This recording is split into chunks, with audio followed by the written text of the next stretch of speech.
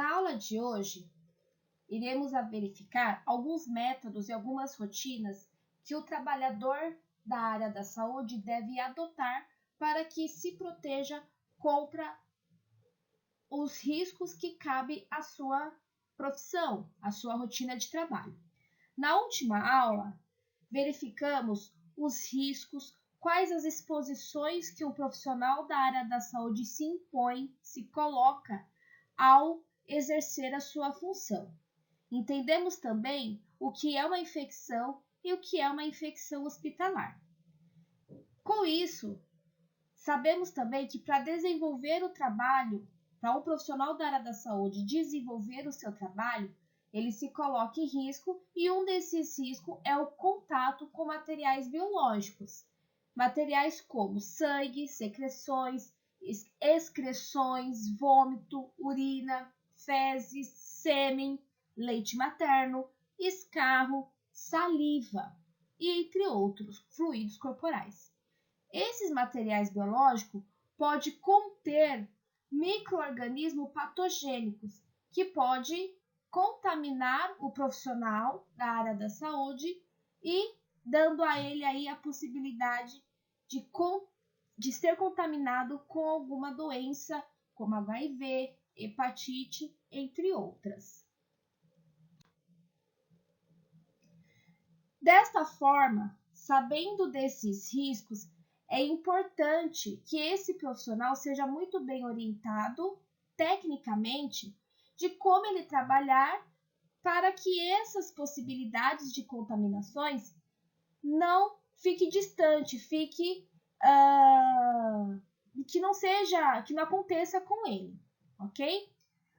Bom, a princípio, a primeira rotina, a primeira orientação e o primeiro aprendizado desse profissional da área da saúde é seguir a risca com as precauções padrões, né? Eu sempre falo que precauções padrões é aquele tipo de conduta e hábito que você vai adotar a partir do momento que você coloca o pé dentro do hospital. Então, independente se você trabalha no posto de saúde, ou numa UTI, ou numa clínica médica, ou no pronto-socorro, enfim, independente da complexidade do setor, do local do seu trabalho, essas precauções padrões devem ser adotadas e deve ser um hábito corriqueiro do seu dia a dia. Essas precauções são cuidados e equipamentos que irão bloquear essa transmissão desses micro-organismos através do contato com esses materiais biológicos.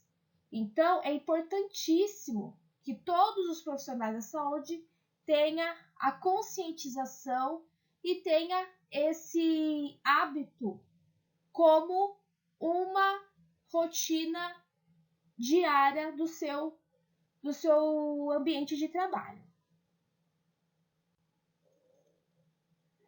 Dentre as precauções que nós vamos estar falando, temos um dos cuidados é a utilização de EPI, que é o equipamento de proteção individual.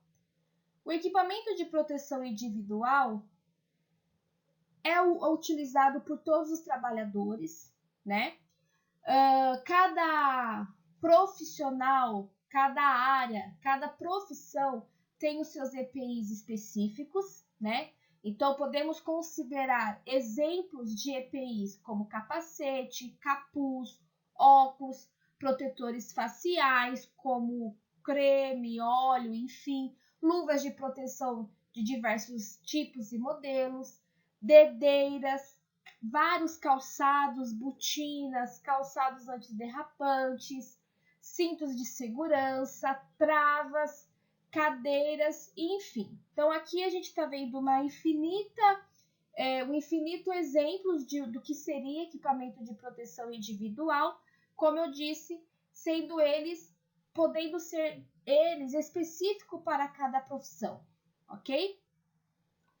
Então, o uso do EPI, ele é o quê? Ele é para minimizar os riscos de acidente, os riscos de complicações, né? Então, como dito aqui, o EPI, ele não evita o acidente, mas ele pode evitar as suas consequências, então diminuindo a gravidade dos acidentes, impedindo lesões graves e protegendo contra as doenças ocupacionais. Conceito legal. Então, é a obrigação do empregador oferecer, orientar e treinar o empregado com o uso daquele EPI, né? Então, ele deve adquirir um EPI com material adequado, o EPI aprovado pelo Inmetro, treinar sobre o uso, de como que utiliza, qual o momento certo, como higienizar aquele material, deixar claro para os profissionais que é obrigatório o uso e qual momento é obrigatório aquele uso. Então, a gente tem EPIs que vai ser específico para alguma função. Então, isso tem que estar bem esclarecido para aquele empregado. E é a obrigação do empregador, né, fazer esse treinamento e esse esclarecimento.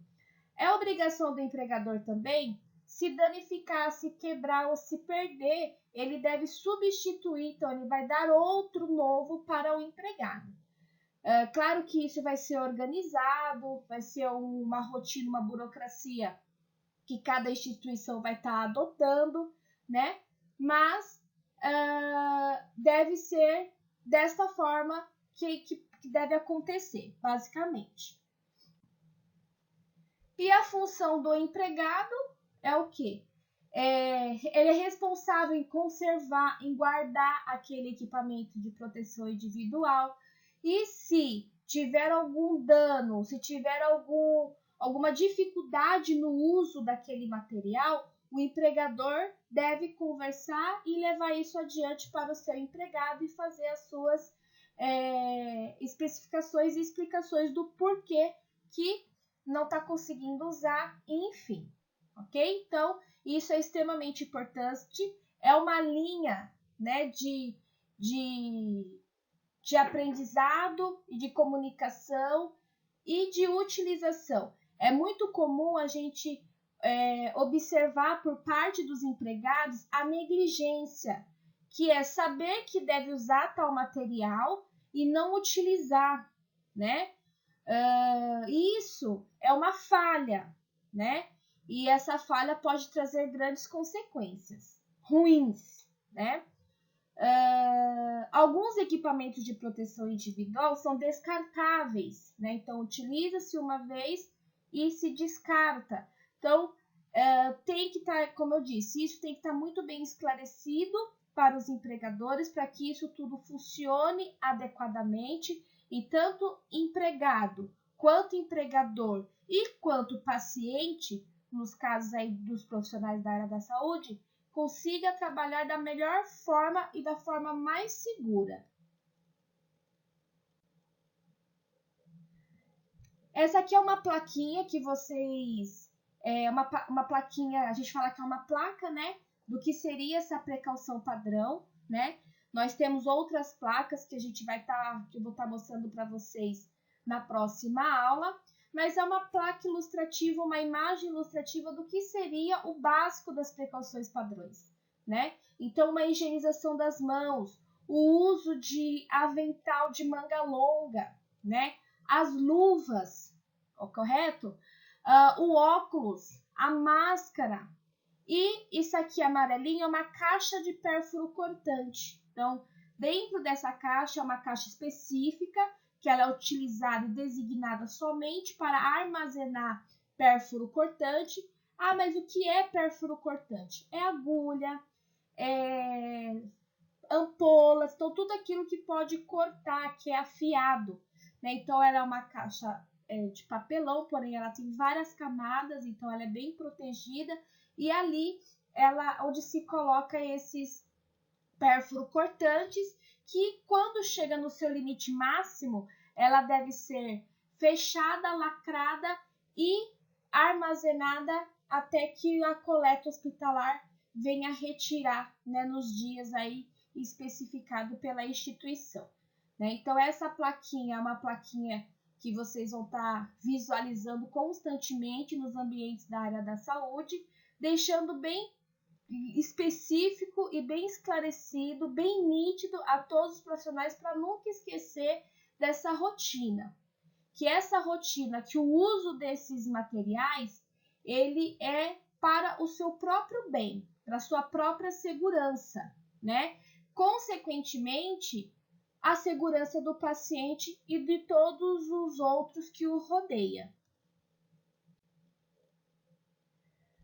Então, aqui, mais especificamente, o que compreende a precaução padrão? Então, a lavagem ou, né, lavagem, desinfecção ou higienização das mãos, que é o termo mais utilizado, né, higienização das mãos, o uso da luva de procedimento no momento da realização do procedimento, avental de manga longa, máscaras descartáveis, o óculos, ele não é descartável, ok? Então, ele utiliza e é obrigação do empregado fazer a higienização dele.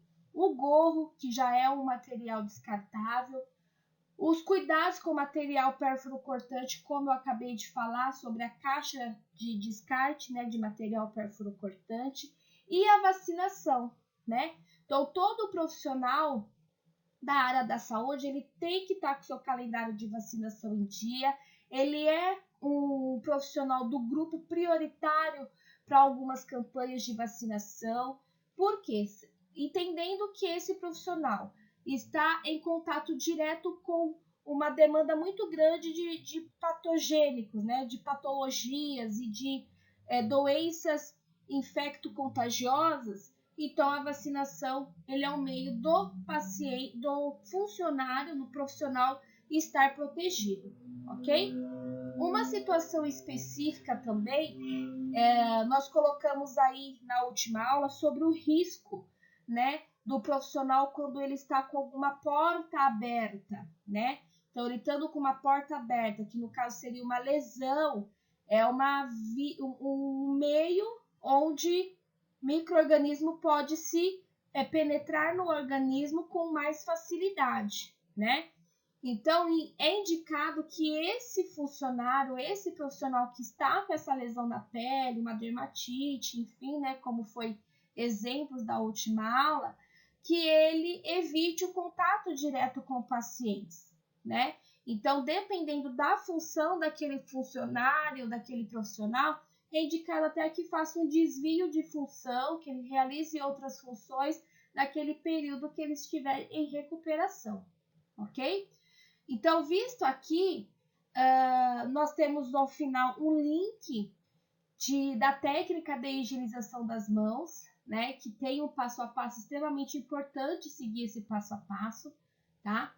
E é importante que esse hábito de higienização, que hoje, por conta da pandemia, está sendo muito mais divulgado, muito mais requisitado e muito mais esclarecido quão importante é a higienização das mãos. É um simples ato, algo tão simples de fazer, se torna de grande importância, né?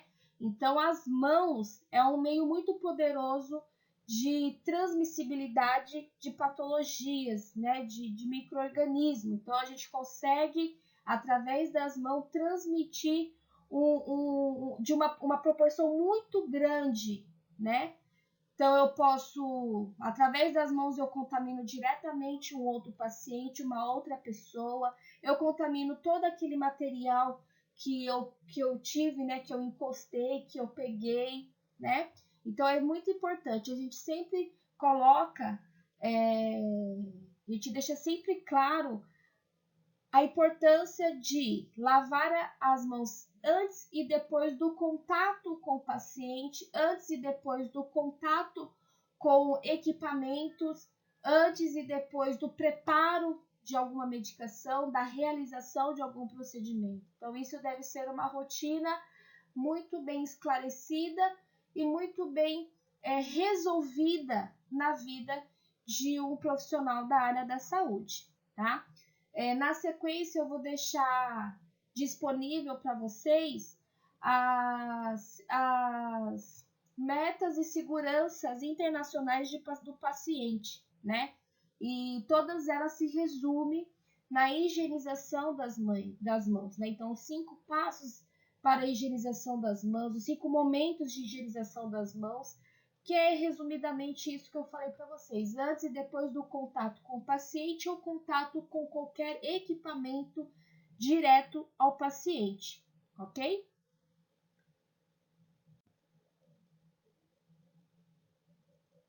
Então, os equipamentos, né, que está sendo utilizado por pacientes, né, ele deve ser higienizados, desinfectados, esterilizados, né?